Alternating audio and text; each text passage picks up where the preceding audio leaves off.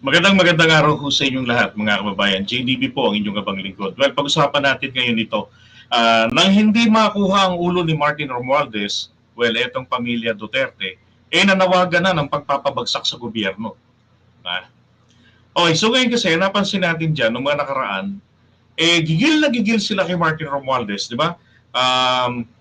Nagsimula yung issue ng tambaluslos na ang ginawa nila, tinangka nilang ito ay patalsikin sa pwesto, di ba? Nabuking doon si Gloria Arroyo and then na-demote. Gawa ng mga tawag diyan, ng mga kapwa kongresista na siguro yung iba rin pinadala, sinama niya rin sa Korea at pinagbitigan nga raw para diyan. So ito. Ngayon naman ho, yung pagmumura-mura, sasabi ni dating Pangulong Duterte ng mga akusasyon niya na napatunayan na rin po, nag-react agad ang PDEA na hindi po nalagay ni minsan ang pangalan ni PBBM sa narcolist. Ito ngayon, si Martin Romualdez noong mga nakaraang araw, nagsalita na rin, nagalit na sa Senado dahil palagi na lang siyang binanata ng binomba ng mga to, pati ng mga senatong sa sulsul na naman ni Super Ate. Ngayon, marami ho nagtataka bakit biglang nagbago ang mga Duterte. Nakita nila, nakita nila na nung isang araw magkasama sa Pasig si PBBM at si VP Sara. Sabi nga nila, bakit kaya mukhang naging ganito, naging maamo? Sabi ko, naging maamo nga ba talaga? Naging mabait na nga ba talaga? Diba? Kasi hirap magtiwala. Alam nyo, nakarakas ni dating Pangulong Duterte. Hindi nga po tayo nagkamali. Di ba? Kahapon, binomba niya ng binomba ito. And then, sumagot na rin naman po itong si Martin Romualdez. Papakinggan nyo ha. Napuno na sa kanila eh. At ang isang hinala ko nga dito, masasabi natin na, alam naman natin, buhay na buhay talaga ang de-estabilization plan against this administration. At sa bibig mismo ni dating Pangulong Duterte, nakarinig natin, di ba? Yung mga palatandaan nitong de-estabilization. Tapos yung pananawagan niya sa mga kasundaluhan, lalo na sa mga PSG, yun pang gusto niyang mangyari, na itong mga to pa talaga ang magtraidor. Kasi nga, inipit na rin niya sa alanganin ng mga to, na alam daw ng mga to na nagdadrag si BBM. Na drug addict daw ngayon ang sabi niya. Yung narrative noon, isigaw laki, drug addict ng 1991. Abay ngayon, ito na, drug addict ng presidente. So si Martin Romualdez, binara na sila ngayon. Ito. Sa Davao, sana naman hindi gano'n naman talaga ang sinasabi kaya hindi maganda at unang-una labag yan sa usapan na yung nagkakaisa yung bansang Pilipinas, yung Vice Presidente, Tiga Davao, anak mo yan, Mr. Former President, Mayor Baste. Ano kayang usapan yun? May usapang binabanggit sa SMR no? Kanina ko pa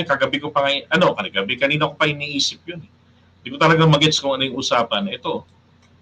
Yung mga narinig galing sa Davao, at sana naman hindi gano'n naman talaga ang sinasabi kaya hindi maganda at unang-una labag yan sa usapan na yung nagkakaisa yung bansang Pilipinas, yung Vice Presidente. Unity team. Okay, I get it. Tiga Davao, anak mo yan, Mr. Former President, Mayor Baste, kapatid mo yan. So, unless we have proof na yung mga aligasyon ninyo na kung bakit nananawag ka din sa ating mahal na President Ferdinand Marcos na bumaba sa pwesto, sana mag-isip-isip muna kayo, at Nako, pag-isip-isip muna kayo. So, ibig bang sabihin nito,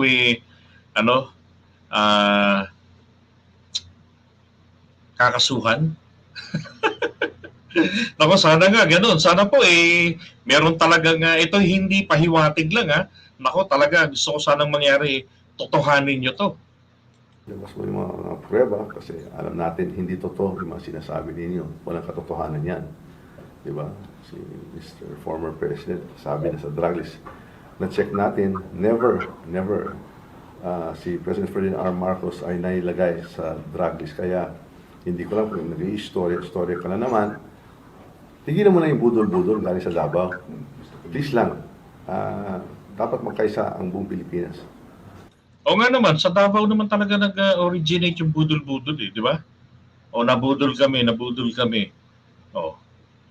Baka meron kayong mga concerns or issues na kailangan iharap mo yung batas na baka na ilabag mo yung sa administrado.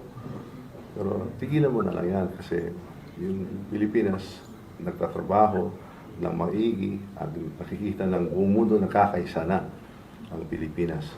Kung kayo lang dyan sa Davao ay gumagawa na lang ng mga istorya. Uulitin ko, tigilin mo na yung budol-budol nyo. Diba? Dapat seryoso. Ibig niya sabihin kasi, yung pinakalat nila na nabudol ako, asan yung 20 pesos na bigas? Yung mga ganun, akala ko magbabago ng buhay natin pag nanalo si BBM. Yung mga ganun. Yan yun eh. Yung mga natanso ako. Kaya sa kanila nang galing yan. Na tayo at igalang na lang natin ang ating presidente ng trabaho na maigi, masipag siya at talagang tinatrabaho niya yung magandang buhay para sa mga Pilipino. Maraming salamat. Unang-una, baka nahirapan naman talaga si President Duterte kasi yung plataforma, kaya nanalo siya, ay Ito, napuno na si Martin rito. federalismo. At yan, hindi lang yung amendment ng economic provisions. Ipagbabago yung buong sistema ng government. Mukhang hindi niya nakayanan. Ngayon na lang may... Okay. Magulo rin to magtagalog si Martin eh. No? Alam nyo, ibig niya sabihin dito, noong panahon ni Digong, di ba, hindi lang simple amendments ang gusto niyang mangyari. Actually, ito rin ang dahilan po kung bakit na takot ang mga senador, lalo tinakot pa ni Senator Amy Marcos, na baka mauwi na ito, ma-phase out sila pag natuloy ang People's Initiative. Anak ng puta kayo eh. Kung kami talagang taong bayan ang pinagsisilbihan nyo, kung yun ang kalooban namin, ano ngayon kung maglaho kayo? Di ba, bakit kailangan kaming ipitin na tuwing halalan kailangan mag-elect ng senador or else ang mananalo, baka yung hindi namin, at least hindi namin, di ba? O gusto namin, ganon. Mario Joseph.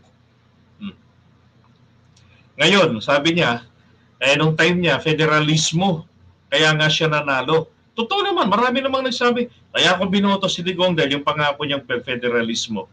Doon palang maliwanag na ng budol. Bakit? Nung nanalo, isinulong pa ba ang pag-amienda sa ligang batas? Nagkaroon ng perfect timing para sana maisulong na agad ang biglaang pagpapalit ng anyo ng gobyerno natin tungo sa federalismo. Anong nangyari? Diba? May mga nagdeklara sa Baguio, buti nga hindi hinuli yung mga yun. Nagdeklara sila ng tawag dyan, ng RevGov or Revolutionary Government. Anong ginawa niya? Itinanggi niya lahat yun. Ano sabi niya? Kinabukasan nun, wala akong kilala sa mga yan. Wow. Mga supporters niya yun. Kadikit niya yung mga yun. Hindi magsasabi ang mga yan nang hindi sa kanya magpapaalam. Ganun ang respeto nilang binibigay sa kanya. Okay, so when he realized the impact, dahil yung mga kakamping, sabi nila, dapat automatic resigned na yan. Dapat mag-take na ng oath si Leni Robredo. Kasi binanggit yung pangalan ni dating Pangulong Duterte ron sa pagrararasis bomba nila ng kanilang RevGov. Kaya lang, kailangan kasi yung affirmation niya sa revolutionary government, sa declaration, proclamation or declaration na yon, then he will be deemed resigned because tinalikuran niya na, he betrayed the Constitution. Loko. Sinasabi ngayon ni Martin dito, yung kanyang sinasabi na parliamentary, yung federalismo, baka hindi niya nagawa noon. Ngayon, may gumawa. Unsad na magandang move for charter amendments, baka nakikita niya na yung hindi niya magagawa, baka mangyari na ngayon, kaya baka sinisiraan niya. Pero at the very least, yun ang sinasabi ko, baka binubudo-budo din tayo noon. Diba? Kasi sinabi niya, yan ang basihan kung bakit siya naging presidente. Wala naman siyang ginawa na maayos. Sinabi din niya di ba? Diba? Pinag-usapan niya kanina, drugs. Ibigyan daw siya ng 3 buwan. 6 na taon Ang daming drugs pa rin. Di ba? Budol Naniwala ang maraming Pilipino na maalis na yon kasi talaga namang nung panahon ni Pinoy, lang po siya, talabak ang droga. Kahit sa labas lang. Parang normal ka nang makakita sa gabi ng mga bangag na naglalakad ng mga kalalakihan tapos may holdapan pang nagaganap. Yung nangyari na, ang dami ng pinatay. Kaya mag-isip-isip na lang muna siya. They say those who are in glass houses should not cast stones. Baka hindi niya alam na marami siyang kakukulangan, di ba? At sa pamilyang Duterte, siguro konting galing naman sa ating mahal na presidente at saka pamilya niya. Yung pahalanon naman ninyo, ginalang naman kayo, di ba? Masyado. Tama, noong panahon naman nila, ginalang sila Ang masakit pa nga, cleaning pa na yung mga Marcos loyalists na bumoto sa kanya, ang tawag tinawag nilang DDS. Ang ginawa ng mga Marcos loyalists, tinanggap, di ba? Ako nga, kahit masakit sa kalooban ko na parang nakakasuka na, teka, hindi nga ako marunong magbisaya, tawagin niyo akong DDS. Pero para lang mailinya natin ang sarili natin doon sa hanay na sumusuporta sa Duterte administration noon, sige nga ako, Duterte supporters. Okay na yun, pero parang hindi ko kahit talagang ma-ideklara na ako yung diehard. Kasi pag sinabi kong diehard ako, para na ninyo akong trinap that I will become a see no evil, hear no evil. Uto-uto, ganun. Maaga naman ninyo yung gusto yung pagbaksak isang rehimen ng President Ferdinand R. Marcos Jr. Very popular siya. And he was elected with a bigger mandate than the former president. Kaya igalang naman natin yan. Yan po ang mandato ng taong bayan ng Pilipinas. Tama, di ba? Igalang nila. Hintayin nilang matapos ang termino. Problema, ginalit nila ngayon etong mga Pilipino, itong mga Marcos supporters. Akala ba nila na dahil lamang i-clean nila magiging supporters na nila ito forever? Diba? Hindi. No. Ngayon, ito sinasabi ko rito na nang hindi makakuha ang ulo ni Martin Romualdez, pamilya Duterte, na nawagan ng DSTAB. Ba't natin ito naisip ng ganito? Di ba nga, balikan lang natin. Tinangka itong tanggalin sa pwesto dahil pagka natanggal at ang maupong House Speaker ay tuta nila, i-railroad lang nila ang impeachment sa Congress. Pagkatapos dito sa Senado, ilan yung mga senador doon ng mga komedyante? Ilan doon yung mga kaalyado nila? Komedyante pa rin at yung hindi. Di ba? Ang lakas ng kanilang impluensya doon. Gawa nga nung panahon ng 2019 na kung saan binoto natin at naibasura natin yung 8 diretso. Tapos itong 2022, ilan pa yung mga DDS na mga senador na nakapasok ngayon. So talaga hong mai-impeach si PBBM dyan. Alam nyo naman po sa Pilipinas, ang impeachment is not about the rule of law. The impeachment in the Philippines, and maybe only in the Philippines, is about numbers. Walang hustisya-hustisya rito. Numero is the justice, or number is the justice in the Philippines when it comes to impeachment. Kick out talaga si PBBM. Di ba? No. Ngayon, yung sinasabi nila na yung pahiwatig ni Madam Attorney Harry Roque na mula sa kanyang bolang kristal na may bago na raw pong House Speaker. Nako, hindi kaya ito ang hinihingi ng mga to para magsitahimik kasi biglang nagsiamo. Ang kapalit si Martin Romualdez. Sabi ko nga sa aking kaibigan, kay Go Philippines at sa GC namin, hindi kaya ito pagka nangyari yan, isa lang ang tinitignan ko, mawala ito sa speakership si Martin Romualdez. Mukhang talagang tutuluyan nila si BBM ng pagbaba. At baka magulat na lamang tayo ng third quarter ng taong ito, mag-resign. Para wala nang dumanak ng dugo. Pero mali kapag gano'n ang desisyon ni BBM. Dahil maraming mga gustong magtanggol, maraming may mga gustong ipaglaban ang kanilang desisyon na siya ang ibinoto nila, at maraming taong gustong protektahan ang kanilang boto. Diba? O ano nangyari ngayon? Naulol sila sa galit dahil yung Mr. Speaker hindi ho nangyari. Si Martin Romualdez pa rin ang House Speaker. Diba? Ano naman ang ginawa nila ngayon? Etong si Baste, nanawagan na mag-resign na ang presidente. He finds PBBM no compassion. Bakit? Kasi para hindi pa ho, dahil yung tatay niya papahuli. Lang tinalikuran na ng presidente. Kayong mga supporters si PBBM, magalit na kayo kung magagalit kayo sa akin, pero pakinggan niyo muna to. Ang nangyari pong ganito, karma po ito kay PBBM. Bakit? Dahil lumambot siya sa usapin ng hustisya. Hustisyang hinihingi ng mga biktima ng EJK. Ni paimbestigahan man lamang, hindi niya ginawa.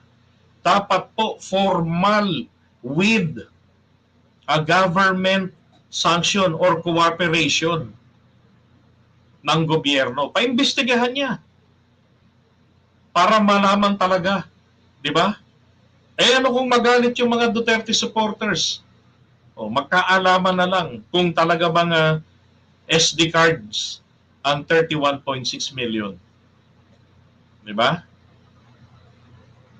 Ngayon, ng talikuran ni PBBM ang hustisya. Diyos ko po, nagalit ang Diyos dyan. Ako naniniwala dyan.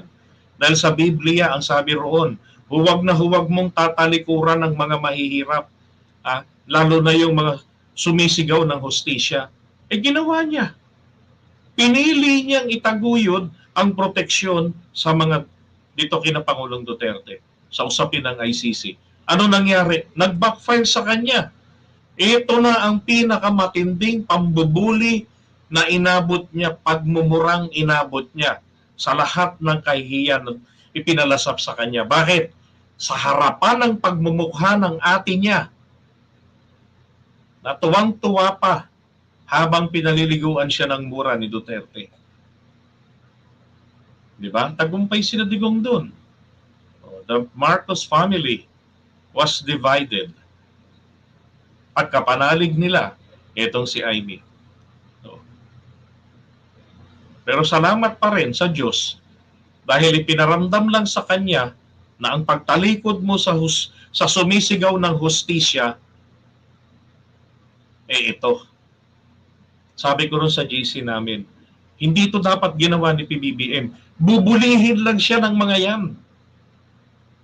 At ang kasunod nito, hihingiin nila ang ulo ni Tambaluslos. Sabi ni BP Sara, Tambaluslos daw si Martin. Pero mas maraming achievement, kung trabaho ang pag-uusapan, mas maraming achievement under the leadership of Martin. Kay Sara, ang tagumpay lang naman sana doon ang susi, sundin ang programa ng K-12, higpitan ng mga teacher sa talagang ipatupad ang GMRC, ituro. And then etong mga aral ng bagong Pilipinas, ituro sa mga eskwelahan. Nawa ho makarating sa Pangulo natin yan. Na wag niyang tatalikuran ang mga mahihirap, ang mga sumisigaw ng hustisya dahil ang Diyos ang kanilang magiging tagapagsanggalang at hindi niya kakayanin yun. At yun na, sasampulan na si PBBM. Oras nang ulitin po ni PBBM yan, maniwala kayo o hindi, wala akong pakialam. Another pambubuli, baka mangyari niyan may magkudita naman. Bakit? Kasi nasubukan na nila na meron siyang compassion, mahina ang kanyang loob para sa kanyang mga kaalyado, para lang walang gulo. Mali yun. Dapat ang isang leader, taglayin ni PBBM, ang dalawang katangian, ang pagiging isang leon, matapang, at ang pagiging isang lobo na matalino. Very cautious, very witty. Di ba? Kailangan po balancing, taglayin niya yan. Dahil ang mga lobo na kalaban niya o yung mga tigring itim na mga kalaban niyang yan, bukod sa nandyan ang ahas na puti sa pamilya niya, ang mga Duterte nakapaligid sa kanya. Isipin nyo, sila pa ang malakas magmura sa kanya, ang magtawag ng adik, yung aminadong adik, at yung mga mukhang adik. Di ba? I mean, don't judge the book by its cover. Oh, okay, but we will judge you. Di ba? Kita naman natin Oh.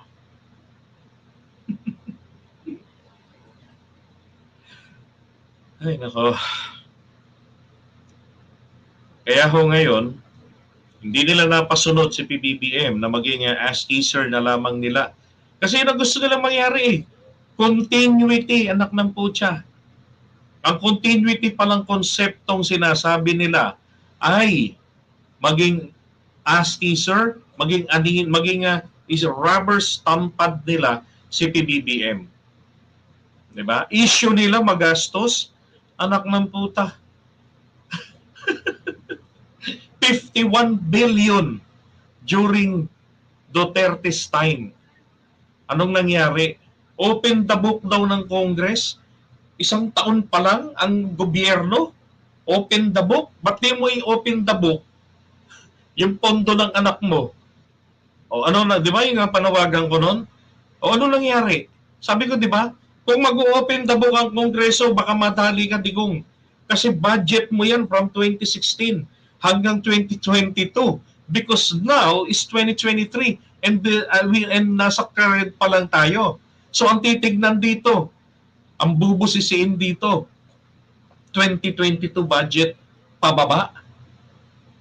So, ngayon pa lang kayo makakapaghanap ng budget talaga na 100% came from this administration. Diba? Na yung gaan ito ay pinirmahan ni PBBM. Because sa 2022, galing yan kay PRRD. 2023, ito na yung kay PBBM. Diba? O, hindi mo pera, MOE, na subject ng full audit, na kung magkulang kung sumobra man ang pera na yan na budget nila, may matira. Ang magiging problema lang rito ang pagsusuli. Di ba? Kasi maraming mga kongresistang manghihinayang. Oh, hindi ba si Martin nung nakaraan nagsoli ng natirang budget nung nakaraang calendar year nila? Oh. Itong 51 billion, nasaan ang audit nito? Hindi naman natin sinasabing kinuha nila ang pera. Ang sinasabi lang natin, saan po napunta ang pera? Dahil may nagsasabi na ito ay ginamit sa flood control. Bakit nung panahon pa, anong araw pang binabaha na talaga sila, hanggang ngayon binabaha pa rin? Hindi man lamang na mitigate ang impact ng baha. na kung saan sana pwedeng ma-divert ang daloy ng tubig galing sa mga kabundukan. Di ba? Na rumaragasa doon sa kabahayan. At kung hindi nyo mapigil ang daloy ng ayong Agos, bakit hindi nirelocate ang mga tao into the safe place? Di ba? Oh. Kung yung kalungsuran ay binabaha, bakit hindi pumili ng isang lugar? Ilipat doon. Pero yan naman yung nakokontrol yan. Bakit hanggang ngayon walang paliwanag? Tapos nagngangaw-ngaw pa rin. Dahil binawasan ang budget, naging 500 million na lang. Mula sa bilyon-bilyon. Ay, nako. Yun na nga lang salin. Di ba? Ni isang salin, walang inilabas. O ngayon, dapat maglabas na ng salin nila.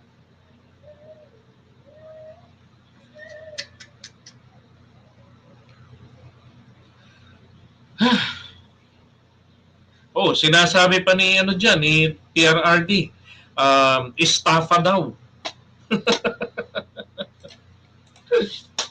Anak ng baka. Kayo ang may dapat ipaliwanag sa taong bayan. And Senator Amy Marcos, ha? Nako. I couldn't imagine how she faces her relatives.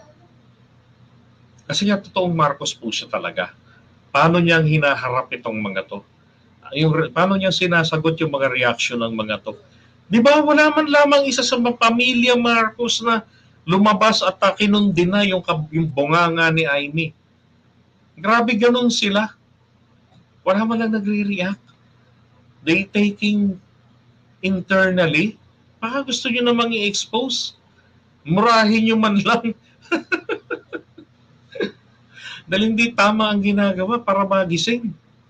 Hindi nyo na kailangan sigurong iumpog muna.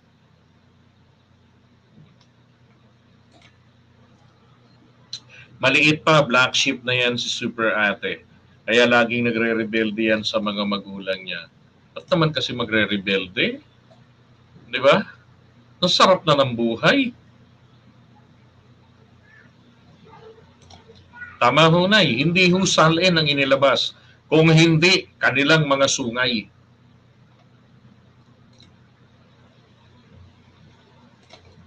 Right, open the book ng 51 billion. Saan napunta yan? Ngayon, yung mga senador natin na ayaw amyendahan ng saligang batas, imbestigahan nyo yan. Saan, paanong ano nangyari sa pera na yan? Saan napunta yan? Kasi mukhang wala na po talagang natira. Kaya nga nagagalit dahil lumiit ang budget. Di ba?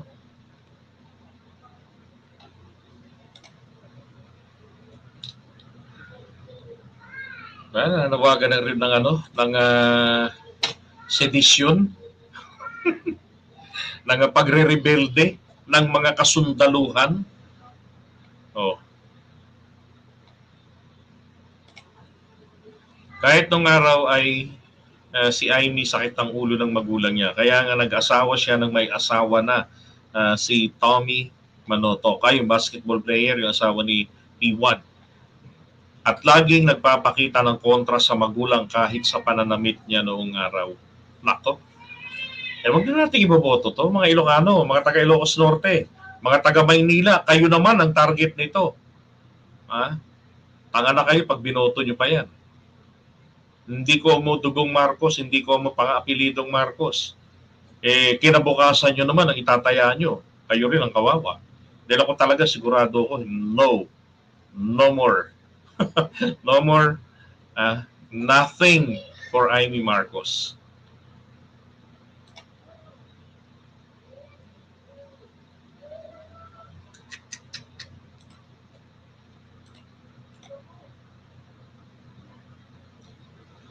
Ay nako, iwan muna natin yung usapan na yan.